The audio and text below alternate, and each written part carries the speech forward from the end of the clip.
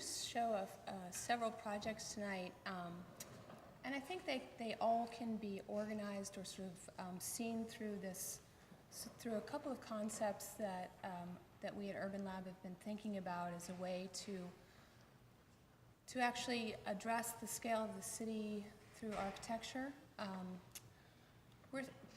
As Mike mentioned, we've been thinking that you can actually hybridize infrastructure in order to sort of leverage it in order to create new cultural possibilities, basically new public space. And the means to do this is through this idea, we believe, of hybridization, that if we hybridize infrastructural systems, ecological systems, landscape, urban design, and architecture, that we might actually create something new at the scale of the city, but still architecture. And so I thought that maybe the most straightforward demonstration of this idea is this very small project that we did a couple of years ago, a public plaza, which you would say already is public space, but it was public space that actually was completely underused. And so the idea, in a nutshell, is how can you actually sort of leverage, embed, program both ecological and cultural program into this surface and somewhat thicken it both literally and conceptually such that it becomes a much more active space. And then more recently, we've been looking at projects at much larger scales that also seek to wrap into this idea of leveraging and hybridization, new ideas that are sort of being talked about of crisis and catastrophe, and how can we actually take this opportunity where people are actually starting to think again about infrastructure and again about architects designing infrastructure, that we can actually kind of blow this up on a much larger scale and have architects come back to the city as the ones who would actually design the city. The project, as you can see, was this sort of vast void space, leftover sort of public space requirement in front of the Contemporary Art Museum in Chicago. Probably required by the city and sort of left over by the museum. So our idea was to actually to sort of literally drag the programs out from the building, embed them in the surface of the plaza, which we thought could be almost curated by future designers to be manipulated in different configurations. So this was our first, our idea of one configuration, where through flows and so these arrows are sort of the main flows as we see them, and sort of zones of potential program and zones of potential ecology, and how those can then formalize, and this sort of new landscape could be pushed and pulled with this very simple idea. Again, the conceit is that this was during the boom, construction boom, that we would take the plaza organization, quarter the plaza, the very fancy German design plaza pavers, take construction debris from nearby projects and basically use that as a kind of underlayment for this new potential landscape. And so in every moment, we're looking both at the potential for cultural program at the same time as making sort of new microclimates. So over here is a all-season sort of water event in the spring, a little fountain, in the winter a kind of fog zone of steam and mist. and then to the very straightforward sort of landscape for performance. And also in its organization to activate the very large staircase that is sort of the central element of the front facade. And so both the display starts to happen in the kind of sheared off landscape, which is here. So there's new vitrine space, new space for collecting of people both inside, from the museum and from outside. The beginning of the ubiquitous art tours, that it changes, in some ways changes day and night, and summer and winter, and again, the sort of embedded, at a very small scale, embedded infrastructure that would allow, for example, with the use of pretty low-tech heated pipe, water pipe out here, so that the snow melts, and not here, so the snow does not melt, and that this idea of the microclimate, at this scale, a microclimate would be the sort of ecological element that we would manipulate. And so at a very sort of very simple before and after, that the after would be a more animated, a more culturally interesting space, but through the leverage and the hybridization of this plaza. So given our recent interest, or kind of ongoing interest in what can crisis do for us, what can crisis do for architects, we've been thinking about a lot about water. We are based in Chicago, which is right here, and Columbus is probably somewhere here. I'm not sure.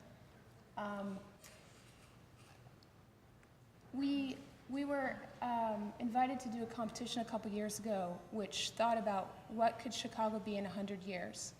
And they had a list of all sorts of problems and crises that we could address. And it quickly became clear that the reason Chicago existed or was established 150 years ago was because of its geographical location between two watersheds. And that was the sort of, it was established for this economic and physical reason of very easy transport. So we started looking at the sort of the economy and realized that if you took the Great Lakes Basin out of the United States, it would be the third largest economy in the world, and maybe now fourth because China, but this was data from 2006. We very quickly realized that this kind of abundance of water was pretty relevant because water is very quickly becoming as of an important a crisis as global warming, and that the UN predicts that by 2025, 2/3 of the people of the world will be facing water shortages, and conflict will result from that, and already conflict is actually resulting. We understood this, again, this sort of issue of water and the lack of infrastructure dealing with water around the world as being a crisis that we could actually, as architects, work with. This is a diagram of water availability in the world, and the darker the red, the worse the problem. And you can see the western United States is in that dark red.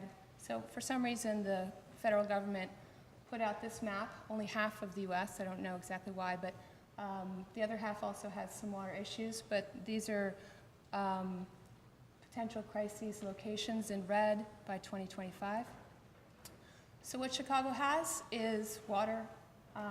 So how might we actually propose to reorganize Chicago or organize Chicago for 100 years from now that it could actually take advantage of this potential infrastructure and ecology? So we proposed that Chicago would become a model city for growing clean water, understanding that the Great Lakes has 20% of the Earth's fresh water, 95% of the United States freshwater. And every day, Chicago, uniquely to Chicago, takes out 1 billion gallons of water from the lake, actually closer to 2 billion at this point, and puts back less than 1%. And this is sort of what we do. And if you know anything about sort of ecology, you know that you want to kind of always close loops, and you don't want to have open loops or unclosed loops. And the fact of this is because 100 years ago, Chicago broke through the ridge, the subcontinental divide that divides the Great Lakes watershed from the Mississippi watershed. And so if you understand watersheds, basically all water that's on this side of the watershed, of this watershed line, would naturally flow if it was undiverted into the Great Lakes. On this side, it would flow if it were undiverted to the Mississippi. So Chicago actually broke through that ridge and started sending and reversed its river to start to send its wastewater down this new canal to the Mississippi and on to places like St. Louis. And they were not happy about that. And then recently we actually reinforced this old infrastructure by building one of the world's largest tunnels to house overflow water from storm events, which are now kind of more and more intense. So if we were to imagine how to leverage water and how to hybridize infrastructure in order to create new public space, how could we do it? We took the morphology of the city, which is a grid city. We have north-south and east-west streets predominantly, and our east-west streets run fairly east-west from the subcontinental divide to the lake. And we proposed that every half mile we re-engineer one of those streets into what we were calling Eco Boulevard. And that Eco Boulevard would basically function as a living system, which would passively clean water that was used and put it back in the lake. And so this would be done with a combination of both sort of landscape elements and enclosed architectural elements, which would hold these basically greenhouse-like structures where water is cleaned passively. And so we would then thereby close the loop, take care of the problem, but at the same time be able to, on a street-by-street basis, produce new public space for the neighborhoods throughout Chicago. So because this new sort of tweaked infrastructure would happen every half mile, no resident would be more than 1/4 of a mile away from new or sort of renovated public space. So we took as a sort of catalog all the potential cultural programs that we could think to sort of propose on these new surfaces, and all the kind of ecological surfaces that might support the cleaning of water at the same time as being interesting space, and organize them together as a sort of proposal of these patches which both clean water and produce interesting programmatic space for the residents of the city. And it's a little bit washed out, but this used to be a Chicago street, and now it's a series of patches where water is being cleaned and new park space is created, and new programmatic space can be developed. And as you work your way through the city, you take advantage of empty lots or parks adjacent to these streets and sort of grow into that zone as well. And so this is what a kind of an Eco Boulevard might look like. There's still a street, a functional street, but because there are 8 streets, 8 normal streets between this one and the next Eco Boulevard, we were able to shrink the size of the street and thereby create all this new public space that could be reorganized as more interesting and inviting. At the same time, in order, and this is sort of the, at this scale, how can you actually make architecture?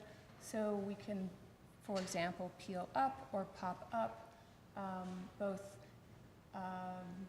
program to clean water and, in this case, a community center, in another case, potentially a school in these new spaces. We've done the science, and these technologies exist right now, but not necessarily at this scale. This is a living machine in Wisconsin. And so the sort of interior of one of these buildings is a kind of tropical, sort of very oxygenated environment. It's kind of quite pleasant, and both inside interior space and exterior space works together in order to clean the water.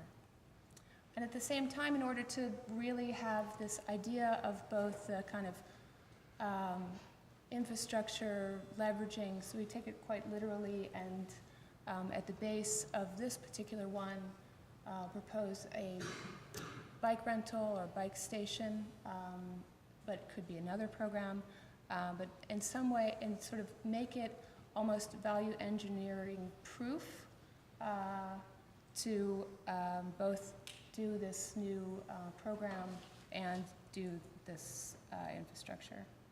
And this is where, this was actually, we were part of the failed Olympic bid by Chicago, and this was our kind of Olympic, the SOM Olympic Village redesigned by us a little bit in the background, but we were gonna sort of be part of that, and this is a moment where the Eco Boulevard hits the lake. So ever since then, we became sort of, unfortunately or fortunately, the sort of water people, and the Chicago water people, and then we were asked to think about the Great Lakes region as a whole. So we kept going, and in the kind of working out of the previous project and dealing with the city, talking to the mayor, talking to the water department, trying to get something done, we realized this kind of maybe the linear aspect of the project, of the Growing Water project was, I mean, it's a much longer time span kind of project, so we thought, okay, the next thing we're going to do is much more patch-oriented so that there's some hope of controlling it at an architectural scale and maybe getting someone to actually think about literally doing it.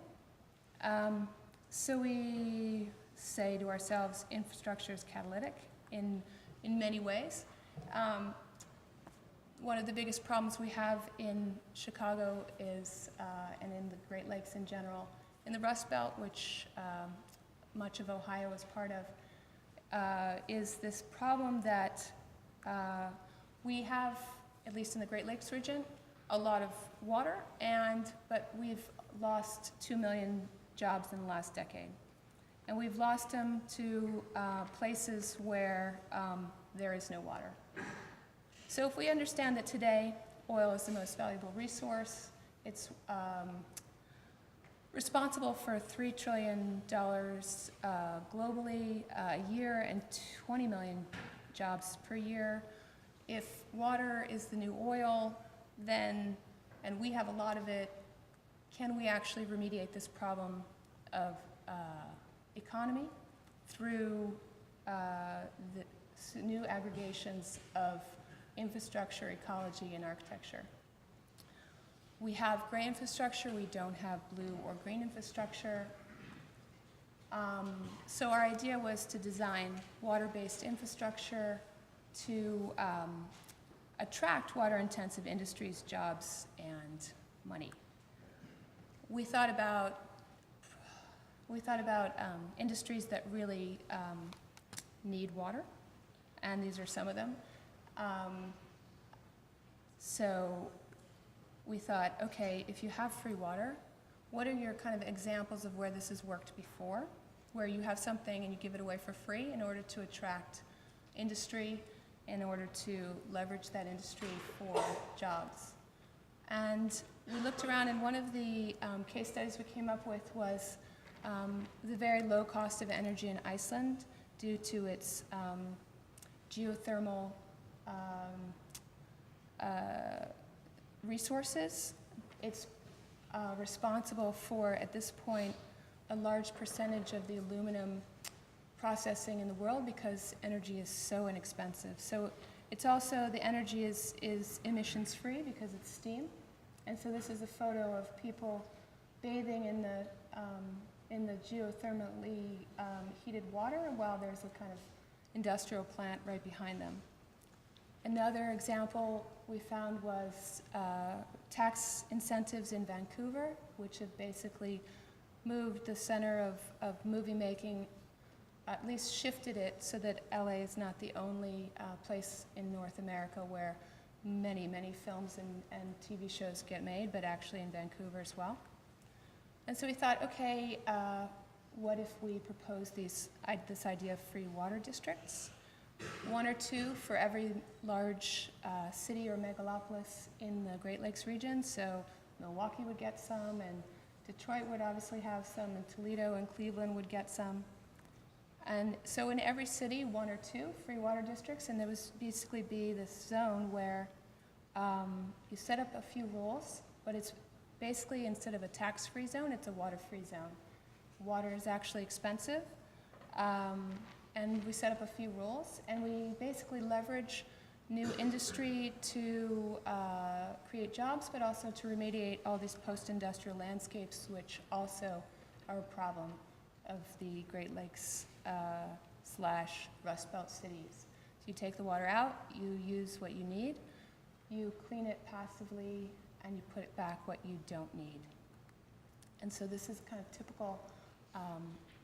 typical Great Lakes edge of the lake site, post-industrial site. There used to be some sort of factory here.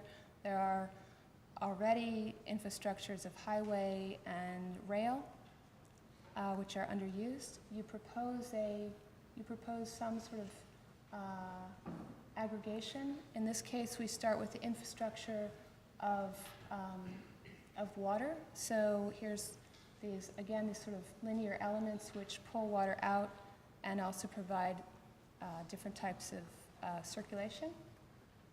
You make this central space which takes care of flooding and at the same time is public space. So it's both kind of overrun for water cleansing, but also program of assembly and recreation and things that you really need, like parking, and it's also a sort of underground trash recycling zone.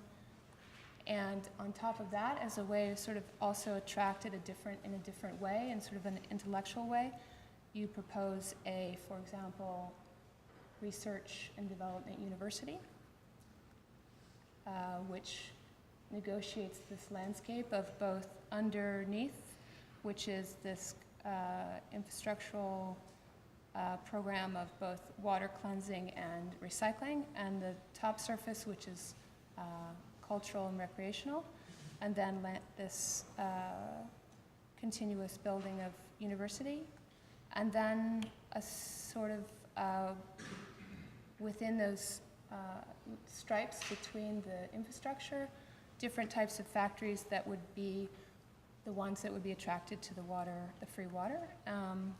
Adjust it for the site, and then you might get something like this.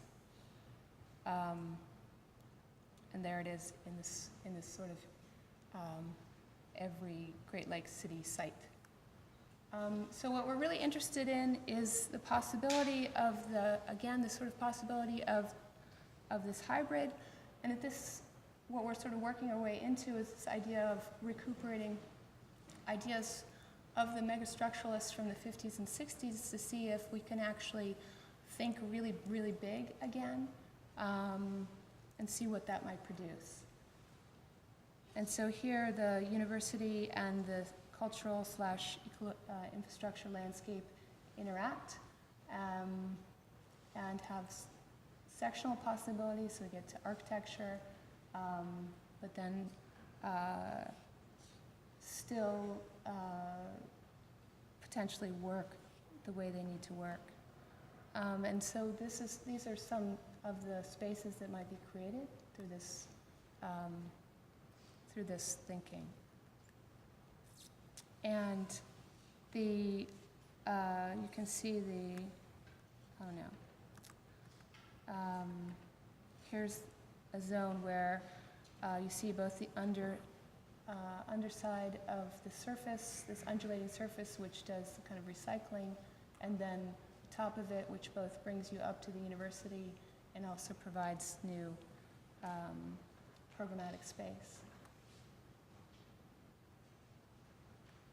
And then we imagine that back at the regional scale, these free water districts would then kind of have an effect inland, and that different areas within the Great Lakes and even beyond would start, but adjacent, would start to produce raw materials, which would then, as they have in the past, kind of feed to the big cities, get processed, and then continue on.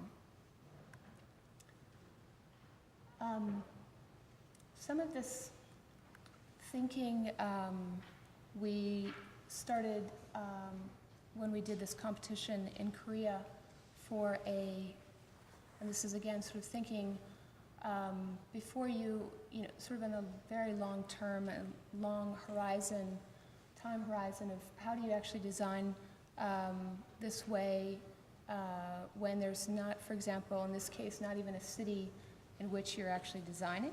So this is a new city called the Multifunctional Administrative City in South Korea, which hasn't actually, it's just starting to be built, I believe. The administration of South Korea wants to move many of its governmental functions outside of Seoul into this new city. So, and they want to organize it around a very large Central Park, much like Central Park in New York City. And so they had a competition for the park before they even have the city. The brief was process-oriented, non-hierarchical, open-ended, and sustainable that would evolve flexibly. This was what was sort of part of the brief. We didn't invent it. So we used a program which we've been working on called NetLogo, not a program that we invented, but we're sort of involved with, to script the possibility of both aggregating cultural program and ecological program to see if we could design the system and allow it to evolve flexibly over time. So we have this affinity for these sort of patches, which is starting to become evident, I think, by this time in the lecture, that we take, they had 50 programs they specified they wanted. So these 50 programs, we had an array from the most ecological at this end to the sort of most city-like at this end, and everything in between, primarily cultural and recreational. And we set up a system where we could basically set up rules and have them aggregate together and create these somewhat larger aggregations, which would then aggregate even further into this more complex matrix. These are the social patches in one of the tests that we presented. So it could, depending on how the park is curated over the next 30 years, which is how long they imagine the city would take to get fully built out, basically the park curator might adjust some of the factors in the program and come up with a different set of patches, a different aggregation. But these are, in our test, the social patches and how they lay out in the space, and the ecological patches and how they lay out in the space. And so there are rules in the program that allow for certain types of aggregating, and this is a sort of linear aggregation in order to collect water and send it back to the river, whereas the social patches don't have that rule. So these are the sort of the ones of the ecological patches which organize into these fingers which organize the water. And then what emerges are these corridors, or what we called strands, with which link cultural programs together and sort of create this sort of interesting path, both for people, but also for different types of transfer of wildlife. And so then we didn't actually call this a plan because it was kind of an iteration, but that would have been that was the plan that we submitted. But considering that it would have to evolve over time, we imagined that it would not necessarily be that in when the city, which was also a competition, a different competition, was sort of built out after 30 years. And so the result might be this sort of really intense matrix of program, cheek by jowl, that would give you one experience here, and then a different one here, and then a different one here, and that you would, in the sort of path and the sort of walk along the strands that you would take, you could have you could also curate your own experience. It could be different every time you negotiated your way through the park. And that these different patches would then create different possibilities within the park. And we were able to test at a very small scale this idea recently in Chicago, at the University of Chicago, in an existing courtyard at the Smart Museum, where we were able to sort of test the patch and the strand idea, and it's growing in now, but basically the combination of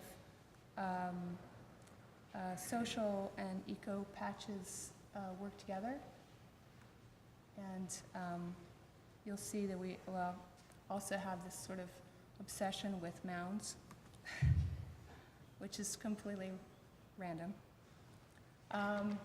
Which leads me to this, now we're getting to the actual built stuff. Leads me to our very small scale. So we sort of have this weird relationship to practice where we have these very large scale projects which we have hope that will one day be built, but have so many different players and actors within the process that it's very complicated. And at the other scale, very small projects where we try to test our ideas through construction. This is a live and work project on the south side of Chicago. Basically, the lot, it's a double lot that was an existing grocery store. The grocery store was condemned by the city. Rather than demo it entirely and cart that demo off to a suburban landfill, we decided to actually recycle the demo and turn it into take it from a problem and turn it into an amenity. We rebuilt and reorganized FAR, so where the existing grocery store was that big and one story, we basically rebuilt it but took half, rotated it, and raised it. So that it now has a relationship with that demo, now basically a little landfill, secret landfill in the city. The thing about Chicago, which is probably similar here, is that in a commercial or business district, which this project is located in, you are not allowed to live on the ground level. You have to live one level up. So the apartment, the mixed use of the live loft and the work loft, the live loft had to be raised one level up. But there are no rules in Chicago about manipulating landscape because the city is so flat. They don't even understand any kind of topography. They just can't understand it. So there are no rules that say that you can't raise your landscape up to the second level. So that's what we did. So this, what was this problem of demo is now a hill. And so the work loft is here. The live loft is raised up one level and here. and has a direct relationship with the new prairie landscaped recycled mound out the back. And the benefit of this, besides being topography in a very flat city, is that we could plant it with this sort of fake prairie, which would do some interesting things both for the landscape in terms of aesthetics, but also would start to catch all of the water that is produced on site, minus the black and gray water. So this is a landscape plan of the whole site, and this is a green roof on top of the office mound, on the top of the office bar, and this is the landscape mound, which actually got built as more of a perfect egg shape than this. And so these are the sections. So what you get actually is you get this new outdoor room, which is quite nice. It also blocks the view of the typical Chicago alley in the back. This was a model we made, collage, photo collage and model. We work a lot in model. And this is a photo of it in construction. So we're really always happy, perversely, that the model and the photo look almost the same. And the more the same they look, the better the more happy we are. This was the construction of the live loft, and we had these giant trusses made up in Wisconsin and trucked down and put together in about an afternoon. And the trusses are inboard from the edge of the building about 2 feet. And this kind of new zone of service space, we programmed that thickness. It's here and here. And because the program changes along the length of the apartment, the truss needs to respond to that. So where we need really easy access to that space, the truss members are vertical or straight, and where we don't, they're angled. And so we get this kind of differentiation within the space. And this is, you can see the prairie grasses, which we also, in a very architecty moment, decided that we should make them stripes, which is not really natural and very hard to do unless you have a lot of money to maintain it. So it looks a little messy, but you can still see the stripes. Not looking like the model, and therefore not happy. This is the facade of the office at street level, Core 10, and very much South Side Chicago. If anybody knows Chicago on the South Side, it's not as kind of ritzy as the North Side. But we perforated it in order to create different types of light effects within the space. And so we get these kind of difference over the course of the day as light comes through these perforations. And then this is upstairs in the live loft, and that's the garage door with a door inside the door where you can go from inside to outside on the mound and have a direct connection, even though we live in a commercial district. And this sort of, it's a little washed out, but this zone between the truss and the outside wall. So in that kind of, in the sort of small scale investigation, we're also really interested in constructing an argument for the project through kind of a diagram series. And so we're always working back and forth between model and diagram. And this is a project, a very small house outside of Chicago, about 2 hours outside, which sits at the intersection between 2 landscapes. A prairie landscape in the corner of the lot, and then a woodland landscape that leads down very steeply to a creek. And so we really wanted to situate the home at the intersection, or at the border of these 2 ecologies, so that we could take advantage of both. And we started with this idea of marking that spot And the markings also kind of led us to this idea of framing the views of both and allowing some kind of also landscape connection through the space.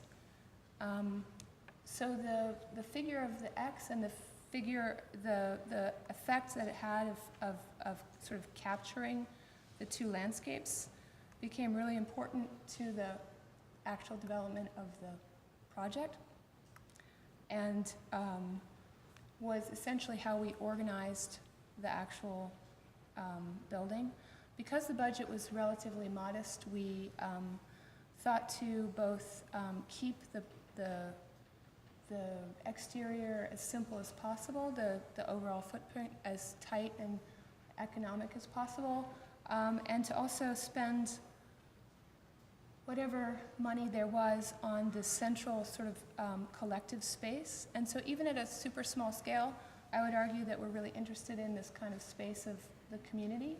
In this case, even though it's only the space of 2 or 3 people, that the two side spaces, which are the dark zones which frame that central void, are the more private zones, so bedrooms, master bedroom, mudroom, bathrooms, and kitchen. And that the central space of living and dining and entertaining and also being outside are the void in this diagram. And so in this section, it sits at the beginning of the hill and tries to be both part of the prairie landscape and the woodlands landscape at the same moment, and literally uses the topos of the site to start to figure out how the interior of this space could be wrapped with pine and sort of be of the outside, even though it's actually inside. And so here you see the spilling out of the inside, or the spilling in of the outside into the space. And this is part of the dark, the original poche of the plan diagram. So that's one of the bedrooms, and another one of the bedrooms with the in the evening with the lights turned on. So you see that the central space is really kind of trying pretty hard to be part of the landscape, and from even this side, the woodland side, you can see the prairie side through the building. So that this, as much as possible, is sort of the outside. We also designed the lighting in the main space in order to try to make it of the project as much as we could, and spent time on details like making the doors to the side spaces as sort of camouflaged as possible. Except we break the rule at the kitchen, which is sort of this service space, which really needs to be part of the main space, but at the same time doesn't really want to be all that fully part of it. And again, this interest we have of sort of shrouding that which we don't really want to always see. We actually sort of design-built the facade, although this looks like normal corrugated galvalume. It's aluminum, which we had to do because we were perforating it and didn't want it to rust. So we organized the aluminum, we had it perforated, then we had it corrugated, and then we had it installed.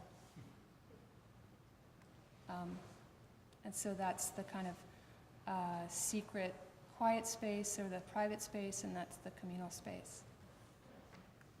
And it's also, those pieces are operable as well. And they, I don't know what that is. Again, the sort of light effect that that these perforations now through corrugation, which kind of distorts them, create, and in the different ways you look out or look in. So these are photographs, one on this side looking from outside in and looking from inside out. And then the effect in the interior of light going through the trees and through this corrugation, perforated corrugation, and the kind of weird thing that happens on the way. And this last project, if I have time, is actually outside the Great Lakes Basin in Los Angeles. It is, again, a house. And again, dealing with the sort of existing condition of landscape, which in this case is very steep. In fact, when I saw the site, you can tell I spent way too much time in Chicago because I started to laugh. I thought it was so steep that it would be unbuildable, but it turns out to be a very normal condition. And so it provides actually this interesting section that we're also really interested in. And in this way, take advantage of a very simple move of peeling the landscape up, carving it out, thickening underneath it in order to create a very small, but in some ways expansive house. This is our first massing model, and we're hopeful that it ends up looking like this, although not blue. The plans as you work your way up the hill, from garage to this sort of carved space, the more communal space, the thickened landscape strip which holds the bedrooms, and then the roof which is continuous with the landscape and gives you this new surface which you wouldn't necessarily have had before. I apologize, it's kind of burned out, you might not be able to see it. There's the first floor and the second floor and how they're somewhat different. And then trying to distinguish both the sort of expansive space on the ground floor, which is really about the view of the Hollywood sign, and let me go back to this, both the view of the Hollywood sign and the hills. And the second level is really more just about the view of the Hollywood sign and much more interior looking.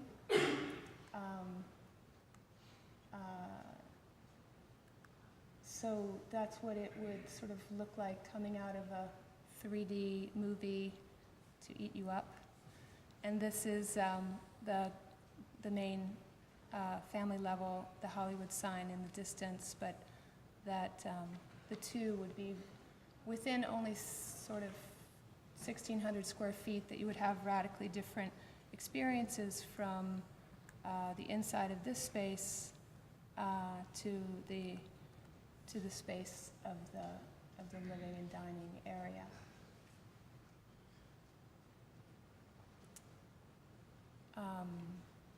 I can take questions, or I can keep going.